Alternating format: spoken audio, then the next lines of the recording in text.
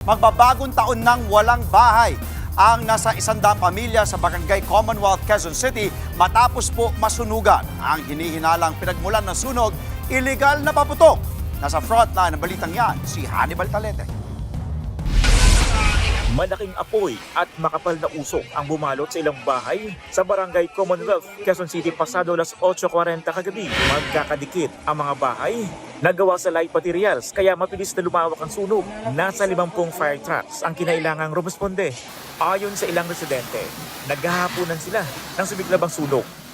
Wala naman kami naisalba kahit na mga gamit ko, sunog lahat.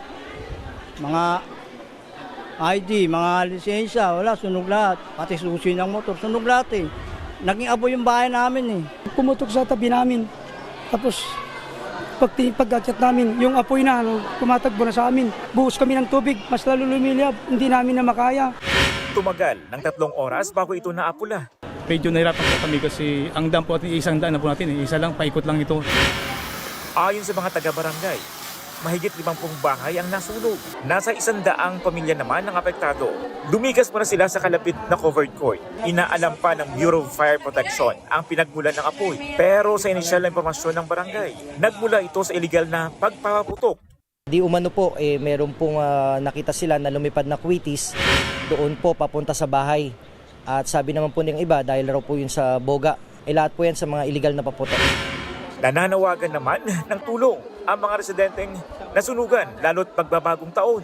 Sa hirap na nangyari sa amin, magbibigay sila kung anong ibibigay, tatanggapin namin. Nagbabalita mula sa frontline, Hannibal Talete, News 5. Mga kapatid, Andre Felix po, manatiling may alam pagdating sa mga mahalagang balita sa loob at labas ng bansa. Mag-follow at mag-subscribe na po sa social media pages ng News 5.